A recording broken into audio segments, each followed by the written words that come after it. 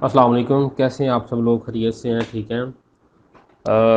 मुझे उम्मीद है आप सब लोग खैरियत से होंगे और मुझे खुशी है कि हम बड़े अच्छे ही अंदाज में, बड़े ही आसान अंदाज में, बड़े अच्छे तरीके से हम प्रोडक्ट को लेते जा रहे हैं, आगे चलते जा रहे हैं। और बड़ा ज़बरदस्त जो है ना, ये एक एक्सपीरियंस जा रहा है हमारा। और मुझे उम्मीद है कि हम इससे काफ़ी अच्छी तब्दीली ला सकेंगे जैसे हम काम कर रहे हैं, जैसे आप लोग साथ चल रहे हैं। अल्हम्दुलिल्लाह से बहुत अच्छी बात है। मैं सल्यूट करता हूँ आपकी काविश को, आपकी कंसिस्टेंसी को, आपकी जो ये एक डेडिकेशन है। मैं अप्रिशिएट करता हूँ उस चीज़ को। ये बहुत बड़ी बात है इस तरह से एक जो हट के चीज़ को अडॉप्ट करना, जिसको मतलब माशरे में उस तरह से आम नहीं जाना जाता, लेकिन बहुत बड़ी चीज़ है, माशरे की एक ज़रूरत है, जिसमें एक बहुत अच्छे लेवल पे बिज़नेस तो है ही है, लेकिन सेहत को बचाने के हवाले से बहुत ही ज़बरदस्त एक सिस्टमेटिकली इस चीज़ को बनाया गया है। आज हम आगाज़ करेंगे स्पारुलिना का। और स्पारुलिना एक इस लेवल की कमाल की प्रोडक्ट है। मैं इसका आपको थोड़ा सा तारुफ कराता चलूँ कि कुदरत की तरफ से ये एक जड़ी बूटी है।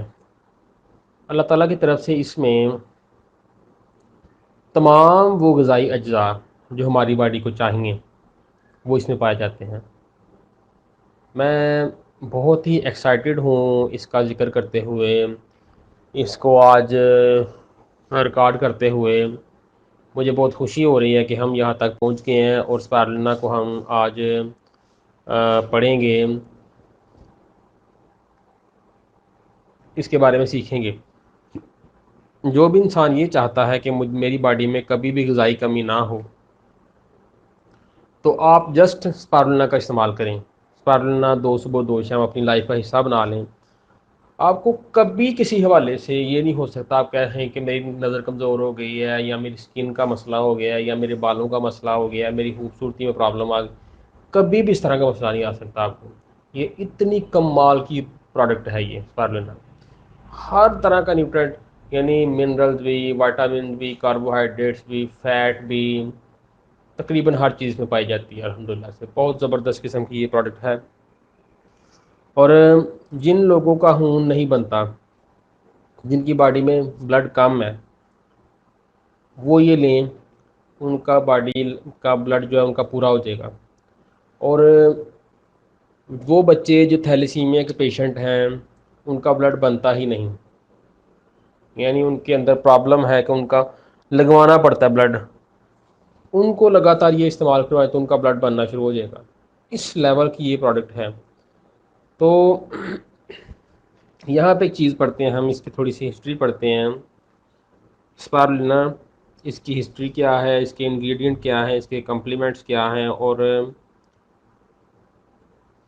इसकी जो वीडियो डेमोज वगैरह हैं वो हम बाद में देखेंगे। ये कार्नोबाइल न्यूक्लियर पावर स्टेशन, ये एक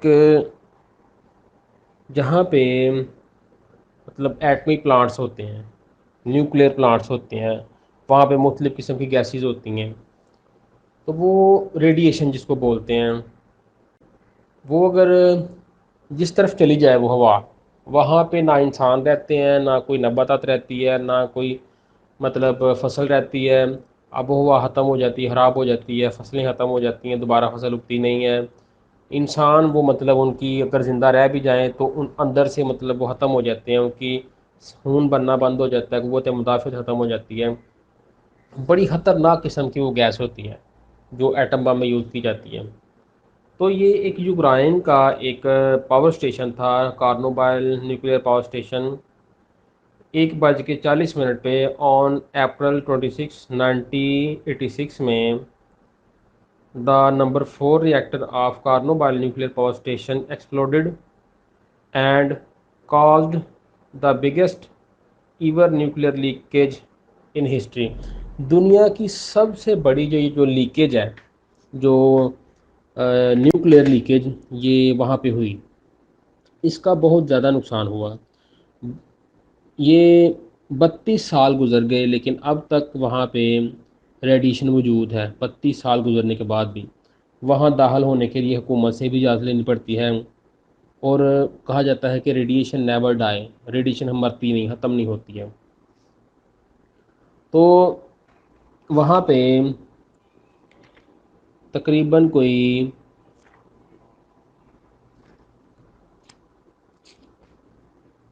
جو ہاں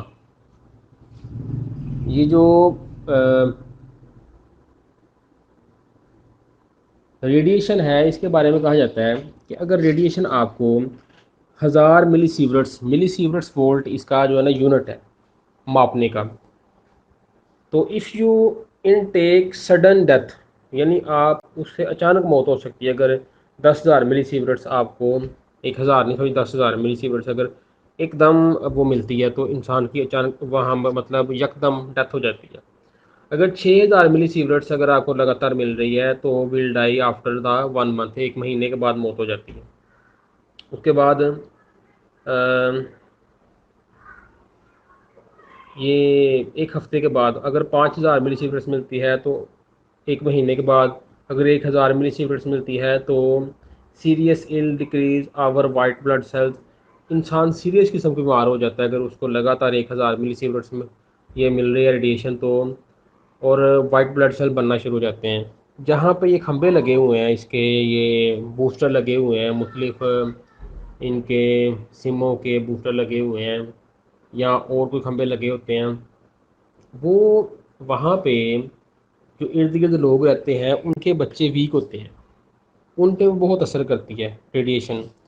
اور ہلا میں اگر پرندہ کوئی جا رہا ہو نا تو ریڈیشن کی لائن اگر گزر رہی ہے اس سے اگر وہ ٹکرا گیا نا تو وہ رستہ بھول جائے گا یا وہ مر جائے گا، اس کا دماغ مطلب بند ہو جائے گا، اس کو پتہ ہی نہیں، یہ یاد ہی نہیں رہے گا کہ میں نے کس طرف جانا ہے.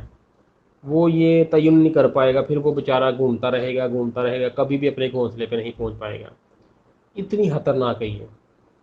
تو اس کے بارے میں یہ جو لیکیج ہوئی اس سے کتنا نقصان ہوا، پھر اسپارمنا کا کیا کردار رہا وہاں پہ، اب ہم اس کو دیکھتے ہیں. بتایا جاتا ہے کہ ایک سی ٹی اسکین کی 1 سیکنڈ میں 10 ملی سیورٹ کی ڈوز ہوتی ہے، یعنی سی ٹی اسکین بھی ہماری باڈی کے لیے نقصان دہ ہے. جو ریڈیشن اندر جا رہی ہے اسے ایک یونٹ کہتے ہیں ملی سیورٹس. اس کے بارے میں ہم آگے پڑھتے ہیں کہ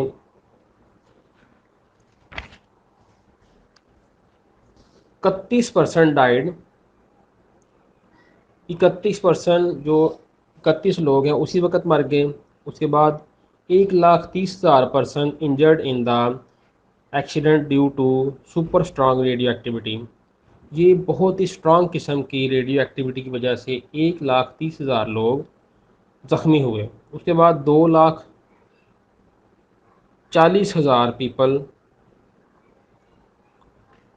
ور افیکٹڈ، 2,40,000 پیپل اس سے افیکٹڈ ہوئے.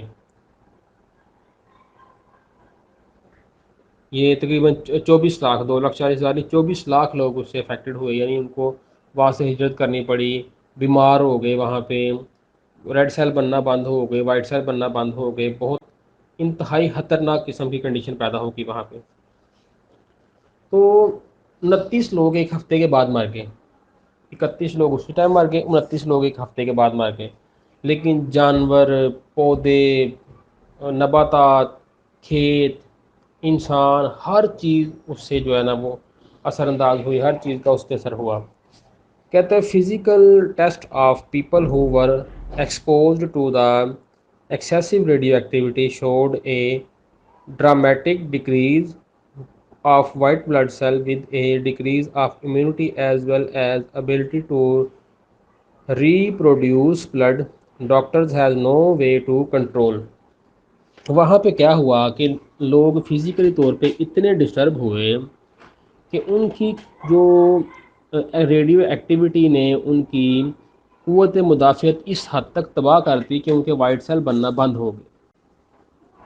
ان کے وائٹ سیل بن ہی، یعنی وائٹ سیل ہماری باڈی میں ایک فوج ہے جو قوت مدافعت کا حصہ ہے، وہ مقابلہ کرتی ہے بیماریوں کا، تو وائٹ بلڈ سیل جو ہے وہ بننا ہی بند ہو گئے۔ جب وائٹ بلڈ سیل بننا بند ہو گئے تو پھر ظاہری بات ہے پھر وہ انسان کسی بھی بیماری کا مقابلہ نہیں کر پائے گا، یعنی اسے زکام بھی لگ گیا پھر وہ ٹھیک نہیں ہو پائے گا۔ اس حد تک لوگ بہت ڈسٹرب ہو گئے، بہت ڈسٹرب ہو گئے۔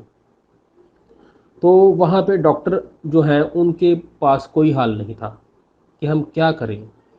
یہ اتنی کریٹیکل سچویشن پیدا ہو گئی ہے، بہت مختلف ممالک سے ڈاکٹر آئے جنہوں نے دیکھا، اس سچویشن کو دیکھا پرکھا، اس پہ حل کرنے کی کوشش کی، بہت سی چیزیں آزمائیں، بہت سی چیزیں لوگوں کو دی گئیں، لیکن کوئی حل نہیں تھا۔ لوگ اتنے اس حد تک پریشان تھے، اتنے ڈسٹرب تھے، صحت اس حد تک تباہ ہو رہی تھی کہ وہ اس کو روکنا مشکل تھا۔ ڈاکٹرز کے پاس کوئی بھی اس کا مطلب حل نہیں تھا کہ اس کو کیسے روکا جائے۔ پھر ایک جاپان کی این جی او آئی، جاپان کی این جی او نے لوگوں کو اسپائرلنا دی جس سے لوگوں کے وائٹ بلڈ سیل بننا شروع ہوئے۔ تو وہ جاپان کی این جی او کے بعد آنے سے جب اسپائرلنا کے کیا اثرات آئے اس کے بارے میں ہم انشاءاللہ کل پڑھیں گے کہ جو اسپائرلنا کھانے سے لوگوں میں کیا مثبت اثرات آئے تو کس سے کیا بہتری آئی۔ لیکن اب تک ریڈیو ایکٹیویٹی کے اثرات وہاں پہ موجود ہیں، بچے اب تک اپاہج پیدا ہوتے ہیں، اب تک اس کے اثرات وہاں پہ ہیں، لیکن اسپائرلنا نے کیا کرشمے دکھائے اس کو ہم انشاءاللہ کل پڑھیں گے۔ یہ اس کا تعارف تھا اسپائرلنا کا، انشاءاللہ ہم اس کو کل پڑھیں گے باقاعدہ سے۔ بہت شکریہ، السلام علیکم۔